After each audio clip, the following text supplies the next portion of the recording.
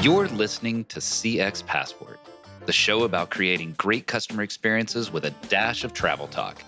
Each episode, we'll talk with our guest about great CX, travel, and just like the best journeys, explore new directions we never anticipated. I'm your host, Rick Denton.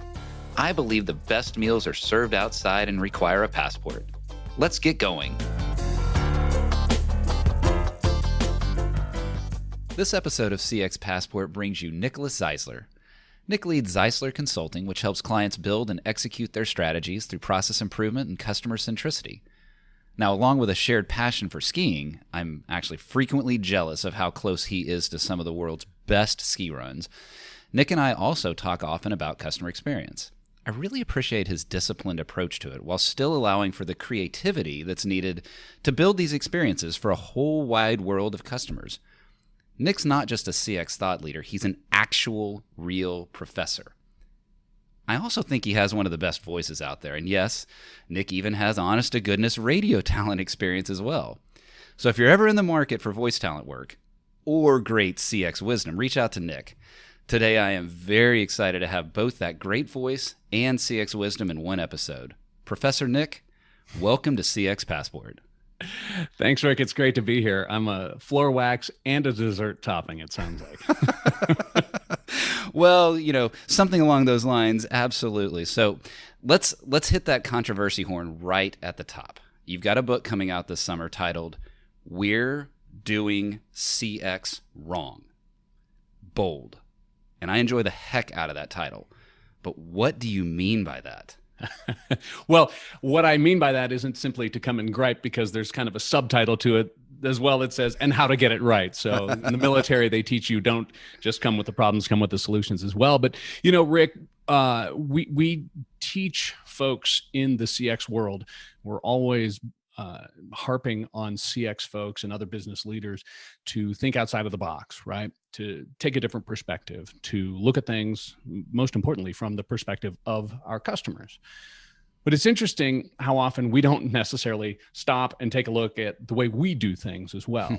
So, right. I'm a little bit of a pain in the neck. I'm a bit of a contrarian, but I'm also a statistician. So I think about things as regimented as I possibly can. And every once in a while, I would take a step back in my CX journey and my CX dealings and look at some of the things that really didn't make sense. Mm-hmm. All the way from, why do we ask this crazy question about likelihood to recommend? I mean, that doesn't necessarily have any sort of logical underpinning. Now, obviously, I'm not here sacred to cows. Yeah, I'm not here to give Net Promoter System a hard time. I understand it, but if you take CX out of the equation, why would you ever ask a question like that? I mean, there are memes out there about Windows 10 sending out that NPS right. question. And right. like, well, I don't have conversations like that with my friends and my family and coworkers. And so of course I'm not going to have that sort of discussion with them. But that's just more of a silly example. There are other things that we're doing, I think, that are wrong in CX, where we put so much emphasis on voice of customer, but a lot of organizations don't take any action on it, where we throw up banners all over the office that say customers are number one, or customers are at the heart of everything, or we love our customers. And, wash our hands and say, now we've done CX and we've built a CX culture by doing something like that. So as I was thinking about this, as I was reflecting on it, and as I was sharing these thoughts with other CX experts like you, I kind of pulled that thread a little bit. And what I noticed was that there is something that's going on in the way we approach CX that I think is at the heart of a lot of these here and there little transactional things that I think we're doing wrong. And the more I thought about it, and like I said, the more I talked to other CX experts, the more I found myself in a lot of similar discussions. And one of the discussions, and here's the controversy, and here's where I think you and I disagree. And it was one of the great things about being here and talking with you, Rick. I always love chatting with you, and I'm definitely here to butt heads with you too. Is that I think we get caught up. I think we get caught up in the discussion of ROI of CX. Okay. A little too much. So I throw that gauntlet down. There it is. We just laid it down. We've already sacrificed NPS, and now we're going to sacrifice REI. REI. Oh my gosh, no, ROI. Never. I need those for my. I'm on board with REI. Oops. But sacrificing ROI. Okay, this is interesting. Tell me more. Yeah. So So put yourself in that situation of being either, a consultant like we are, or a chief customer officer, or maybe you're the person in your organization who's finally had an opportunity to break through into that leadership meeting and try to pitch and sell CX. Mm-hmm. Team, boss, Mr. or Mrs. CEO, we need to do CX. And what's that pitch almost always come down to? Well, there's this Forrester study, or PwC has this white paper, or wherever it is out there that says for every point of NPS, that translates into X tens or X hundreds of thousands of dollars of revenue, or this percent of market share, and so forth. And again, this isn't just to denigrate NPS. I mean, you could do that any way you want, but the whole pitch is based around that promise. Okay. Well, Rick, here's what I teach. You said that I'm a professor. I'm a professor of statistics. Okay. So my numbers spidey sense kind of goes off when I hear people saying things like that, because you're talking about there is a correlation. Well, yes. I had a professor, a stats professor in grad school, that used to use the phrase fraught with peril. And that's all I can think of when I see somebody up in front of a group promising something like that. You've got problems with what we call exogenous factors. You've got problems with what we call confounding factors. You've got problems with extrapolation. I would go into all the details of that, but the point is, I don't envy somebody who's standing up in front of an organization and promising that there's going to be this ROI because of this silver bullet called CX. Mm-hmm. And it's not just the statistical thing that scares me a little bit about that. That's one problem I have with it. The other problem is the execution. If you don't actually deliver on that, you don't get another bite at the apple, right? You don't get to explain to the boss, well, here's the thing. There are these other things going on in the market that kept us from hitting that revenue target that I promised when we increased our NPS from here to here to here. Right. And then quite frankly, and this is going to sound maybe unnecessarily over the top critical, but if I had to sell you on becoming customer centric and quote unquote doing CX with the promise that you'll make more money, there's a little bit of dissonance when you turn around and say, hey, everybody, we're customer centric now. Customers are number one for us. They're number one to us. It's like, well, actually, a minute ago, you just admitted that they're more of a means to an end, right? Now, I don't mean to be Pollyannish about this, Rick. I understand we're all in the business of business to make money. But there's a little bit of discord in saying, yeah, we love our customers and they're the number one most important thing to us, when it's like, that's not what you just said. You are definitely hitting on something that is going to touch a nerve in the CX community and in just kind of the business community as well. Because you're right. It often comes down fundamentally that number. I think you started that by saying you and I are going to disagree. I think there's actually a lot of unity in when you explain a little bit of really kind of how you're going to pivot this and tell me a little bit about where this is going. But I think of it a little perhaps. I think one of the areas where we might disagree a little bit is that I think of it more in a spectrum, that it's not as it's either numbers or it's either customer experience. And even in your example there of the NPS one, you're absolutely right. That's correlation, not causation in many cases. But I think there is an opportunity to say, if we provide a better customer experience, then our cancel rates will go down by 2.5%. And we might say that our customer experience only influenced that cancel rate by 50%, or pick some other kind of, and this is where I bring the analysts in, and I go way beyond my ability to do analytical exercises. But that's where I tend to think of it. It's not if you go up 30 points, then you will get $100 million, but rather, what are some of the end factors? So I'm curious. So if that's the wrong way, though, in your perspective, what's the different way? Well, yeah. And the thing is, even what you were just saying there, Rick, also opens the door for plenty of statistical error, even if you want to pull it back. Well, even if I shouldn't be talking to a professor. No. But even if you want to pull it back from things like revenue, back from market share and so forth, you're still going to have what you described yourself as causation, correlation, and these other possible pitfalls. But to answer your question, when I am faced with that, okay, so why should we do this? What's the return on this investment? I kind of turn that question around. And what I say to business leaders is, Well, let me ask you this. If your customers consistently and reliably had an experience with your brand that was exactly in line with your brand promise, do you think that that would be good for your business? Do you think that if when your customers interact with your brand, they could see that you're dedicated to your mission, your vision, your corporate values, and your principles and all of that, your brand promise? Do you think that you'd see positive business results? And all around the room, all around the oak table, all the heads would be nodding. Yeah, of course, harump. I mean, that's why we put so much emphasis and effort into building out our mission and vision statement. We really do mean that, right? And so I say, okay, good. Well, congratulations. You've sold yourself on CX. There it is. Because that's what CX brings, is that alignment. And if it doesn't, well, then there's another really interesting conversation to have.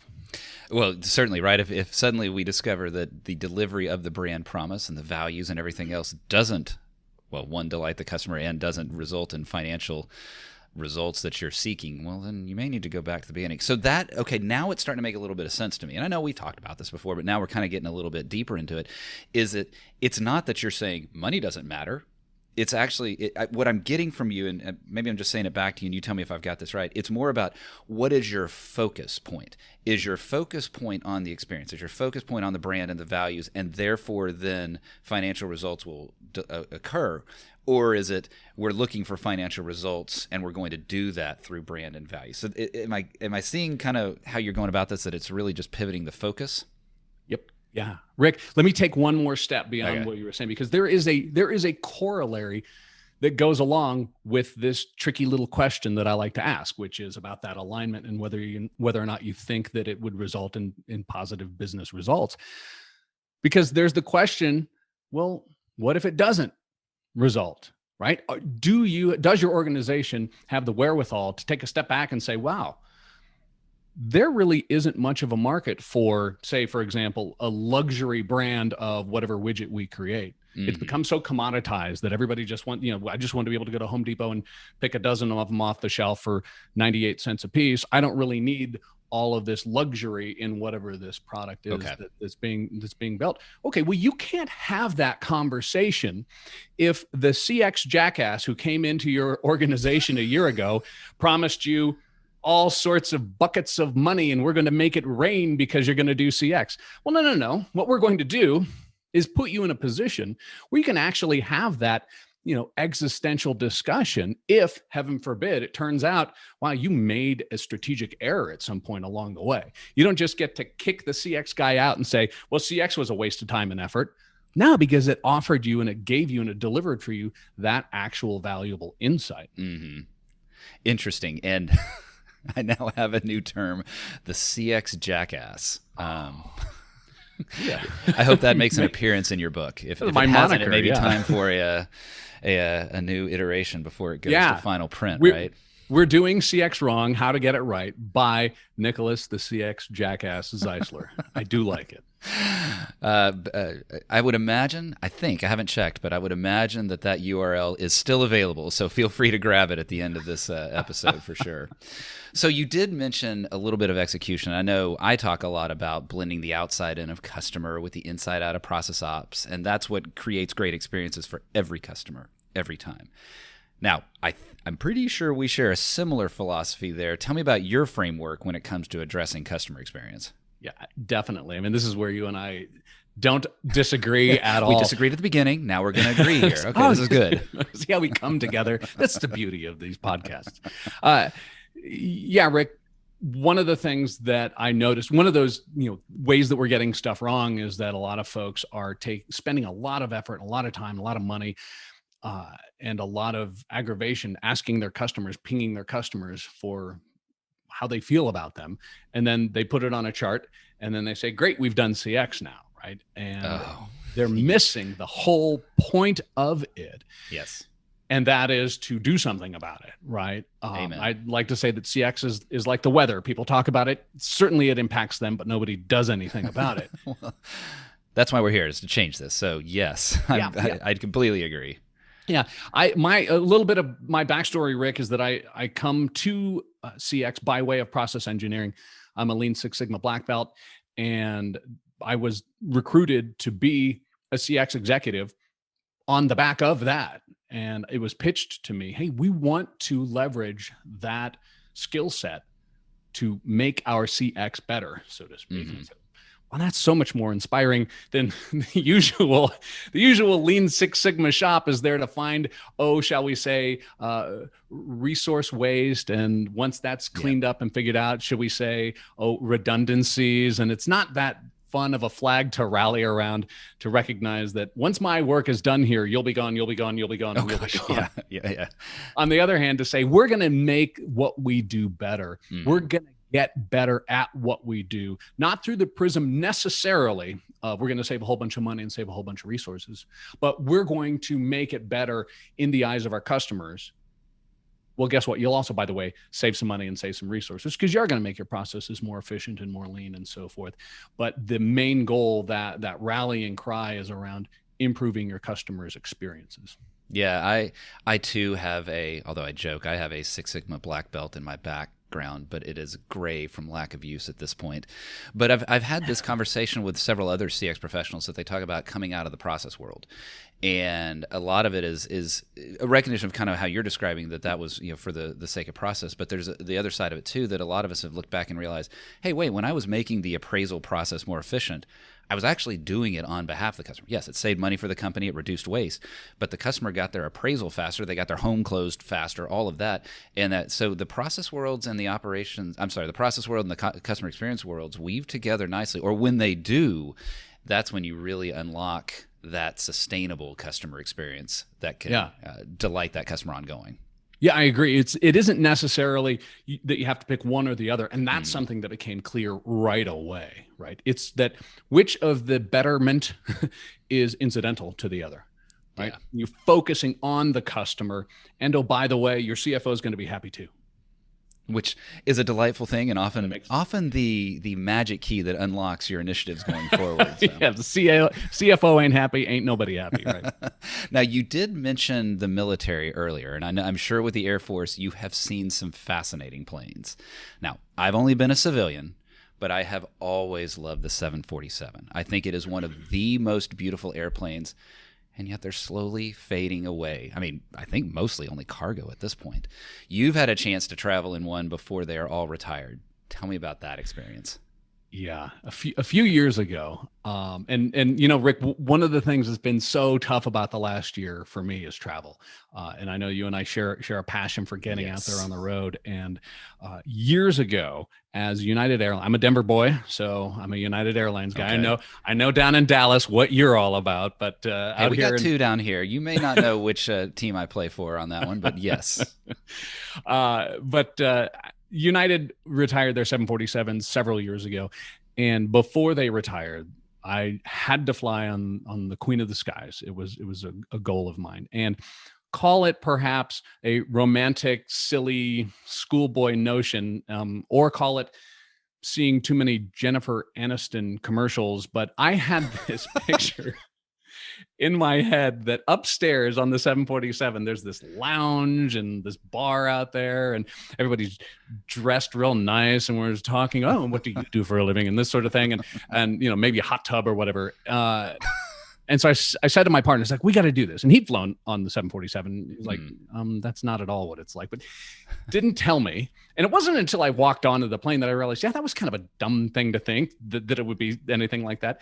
Here's what business class on United 747 before they retired that was like. You go upstairs and you have the exact same experience as business class downstairs, which is to say international flight. We went from San Francisco to Seoul, South Korea. You sit down, they bring you drinks, they bring you food, they bring you more drinks. You lay down, everybody closes their shades, you go to sleep, and you wake up in another country. It was really no different, and I felt so silly about it, but it was still a great experience. I'm glad I did it. We had a wonderful long weekend in Seoul. We actually flew back first class downstairs in the nose of the plane, and that was even more glorious because my partner was in 1A, I was in 1K. So our feet were like pointing right you're together. there in the tip of the nose. We were at the very front of the only, so what I like to say is the only people we saw that whole flight home were bringing us things. Nice. Because everybody else was behind us. In fact, my partner was on the port side of the plane. And if you think about the Great Circle route as you come in from Asia into San Francisco, my partner was actually the first person on the plane because we're forward of the pilots who are behind us upstairs to enter U.S. airspace. So that was kind of interesting. All right. You got to win that first. You said it's silly, but no, I too, mine was a Cathay Pacific flight, but I went out of my way, even choosing a particular airport as a gateway. I think at the time I was choosing San Francisco as opposed to LAX because I wanted to be on the 747 instead of the 777. So even though you're right, it's the exact same experience up there, but there's just something magical about climbing stairs inside a plane. Even if it's the same experience, I'm climbing the stairs. And no, I didn't get a time machine. And no, I wasn't standing at the bar with the hot tub with, still when, somebody elegantly smoking or something along those lines in the 60s. But no, my experience was, business class is never mundane, but it was at least the normal business class. But I climbed the stairs, and that made it delightful. Yep.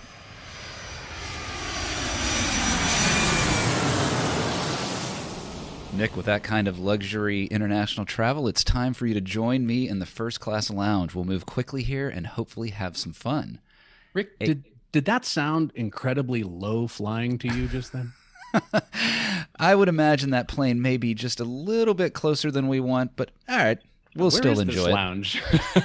By the way, I hope you don't mind. I brought along one of my own here. I think that's a wise idea, sir. What is a dream travel location from your past? Partner and I took a round ring road trip, South Island of New Zealand, several years ago. Oh, nice. It was about 11 or 12 nights, different town every night. I skied Mount Hutt. It was August, and somehow we willed the most glorious, and in August, it's coming out of winter down there. We had the greatest, clearest, most beautiful day on Milford Sound that you could ever expect. You would never, in fact, expect it that time of the year. All the sheep, we did coast, all along the coast the whole time. It was just beautiful. Would absolutely even do that again. That's awesome.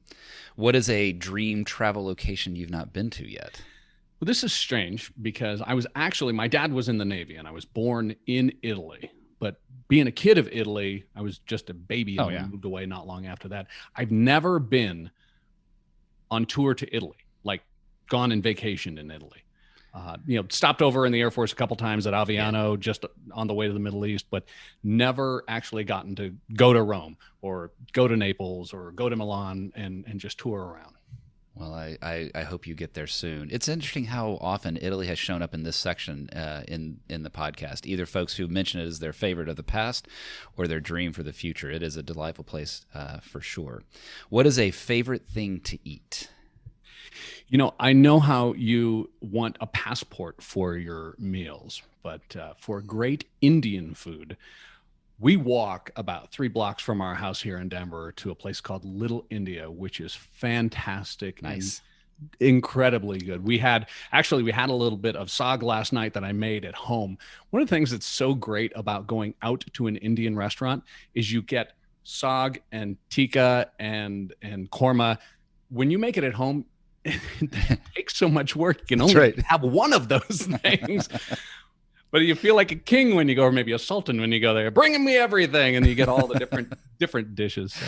That is true. It is nice to get all of those. I've the Indian restaurants that I've gone to, it is nice to be able to just sample and enjoy all of those. What is, on the flip side of that, though, what is a thing your parents forced you to eat but you hated as a kid? I know you were expecting yet another vegetable answer here. I've had a lot of vegetable answers. Yes, you have. I've been paying attention. But I'm not sure if you have ever heard of brown swagger. No. It's some sort of horrible meat pate thing that people spread on bread. I think it's a liverwurst of some sort. And when I was a kid, we would eat that. And I'm not sure why. It may be that brown swagger is a real, I should investigate it. It might be some sort of, poor kids eat this. And not that we were necessarily that poor, but hey, we're just kids. I'm not going to spend all the money on the kids' dinner. Right. But yeah, that was pretty nasty stuff. And I won't touch it still to this day. Oh, it's amazing what parents have done to us. How did we ever get through all this? Explains a lot about where I am. What is one travel item you will not leave home without? I'm a Colorado guy through and through. I never go anywhere, whether I'm traveling long distance or just to the grocery store, without chapstick.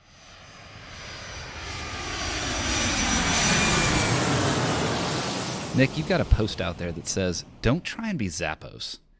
Just be better than the DMV. Now, I just had a daughter get her license, and I can attest to, at least in my state, that the DPS bar is very low. How does your approach help companies create CX when they're just trying to be the DMV or beat the DMV, but not Zappos? Well, Rick, we kind of talked earlier about how people are trying to use CX to just knock it out of the park. Mm-hmm. And not only do people do that internally as they're having conversations with themselves about what the result of quote unquote doing CX is going to be in terms of their own revenues and sales and market share and so forth. I think they try to project outwardly that their CX program is going to change the lives of all of their customers. And it's just going to be so over the top and just wow and blow the doors off everybody. When you know what? I chose your brand because it's easier to use. I know I have to spend a little bit more. I know it's not available everywhere, but I want ease of use. I want to not have to hassle with it. Don't try to drive down your price necessarily if it's going to come as a sacrifice for ease of use. Mm-hmm. Don't make yours necessarily the highest quality if what I really want is ease of use. It's understanding and knowing what you're all about and what your brand promises and the niche you're trying to fill within the market, mm-hmm. and then dedicating yourself to that. Now, that said, when it comes to the DMV, sometimes there are just very simple things, especially in your market or in your industry, right, that for some reason people never think to fix. You think about the DMV, or better yet, think about something that isn't government, but that's highly regulated by the government. Think of things like healthcare or banking or investing, these sorts of things, real estate, something that you've got to fill this thing out in triplicate. You've got to jump through all these hoops. You've got to meet all these requirements, government mandated. Well, why doesn't a company come along and say, we know it's a pain in the neck to do business in this industry. Mm-hmm. We're going to dedicate ourselves just simply to clearing all that out and making it easier for you. Mm-hmm. There's so many great opportunities to pick the right brand promise to stand out within an industry, that if what you're trying to do is, like I said, blow the doors off of it and make your experience the most elegant and luxurious and simple and cheap and high quality and everything, mm-hmm. well, you're going to miss a great opportunity to find a corner within your market and beat your competition that way. Yeah, I like that approach.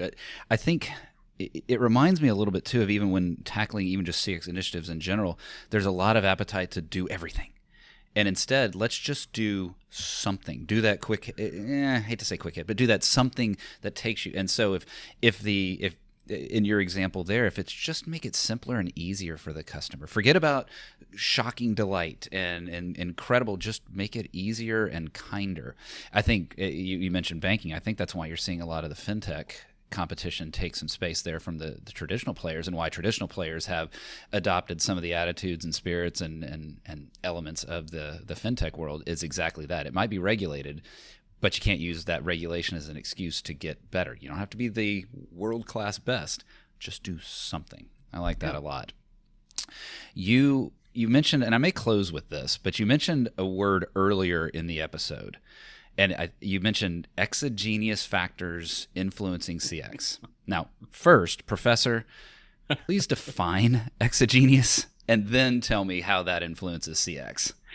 Okay, well, Exogenous factors are in the study of design of experiment. Exogenous factors are things that are going out in the world that you're not trying to control. And having not controlled that, they've impacted your experiment in such a way that you can't attribute those impacts to what you actually were trying to measure, what you were trying to control. In the CX world, for example, and this will go back, actually kind of bring us around full circle to my animosity towards how we're doing CX. Would love to bring that circle back. Yes. Yes, certainly. Yeah. I don't care how great of a CX program you have, no matter how dedicated you are to CX and how much you love your customers and you've got everything going for you from a CX perspective. If you're in the business of manufacturing and selling hydroxychloroquine, you probably kind of took a hit last year. Right. Reasons that, fair or unfair, certainly have nothing to do with your CX program. Okay. There's an example of exogenous factors impacting what you're trying to accomplish.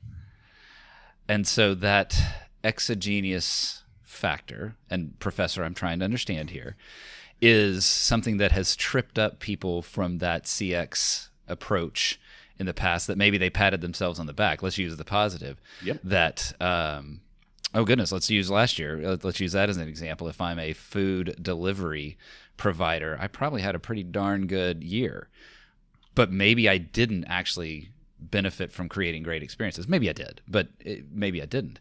And so it's less about the exogenous factor. Man, I've used that word more right now than I ever have in my entire life.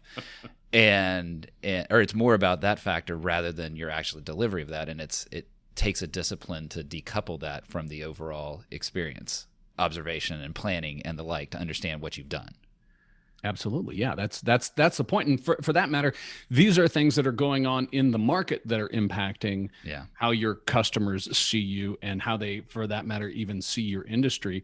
But there are also confounding factors internal. As I'd alluded earlier to Forrester and PwC or whoever might produce this study or white paper. And they'll say all these companies that are dedicated to customer experience and have these tremendous customer experience initiatives and programs do so much better in the market. Yeah, well, something else that they also usually have in common? Well, incredibly charismatic leaders, tremendous, unique technology that they own the IP to. Yeah. They've got really tight supply chains, all sorts of other things that are, by the way, going on in these extremely well-run companies like Zappos and Disney and Southwest Airlines and Ritz-Carlton. It's like, wow, it just so happens there are all these other things that these companies are doing very well. Maybe their success might also have something to do with that. That makes a ton of sense, and that brings us full circle into some closure here. I do like how you start us off by just simply saying, "Hey, guess what? We're doing CX wrong," and it's a lot of what you just described there is understanding what are the factors and decoupling those factors and the like. But what I really like is at the beginning you're saying, "Hey, wait, stop focusing on REI." I did it again. Stop focusing on ROI, but rather focus on your brand, your values, your promise, even those internal elements that you're just describing. And then that in turn will result in the ROI that you're seeking. I do certainly appreciate the idea of we've got to weave that process and we have to weave the customer all together to make sure that it all works. And you know what? I also really liked hearing about being in the 747. I, too, appreciated that moment and am sad to see them go. But, Nick, it was great to talk CX with you. It was great to talk travel with you. I really enjoyed it. I imagine we could go for another half hour, but maybe we'll save that for a future episode. And I look forward to having you back on sometime because this has been a delight, and I look forward to it happening again. Thanks so much, Rick. It's always great chatting with you. Thanks for joining us this week on CX Passport. Make sure to visit our website, cxpassport.com, where you can hit subscribe so you'll never miss a show. While you're at it, you can check out the rest of the EX4CX website. If you're looking to get real about customer experience, EX4CX is available to help you increase revenue by starting to listen to your customers and create great experiences for every customer every time. Thanks for listening to CX Passport, and be sure to tune in for our next episode. Until next time, I'm Rick Denton, and I believe the best meals are served outside and require a passport.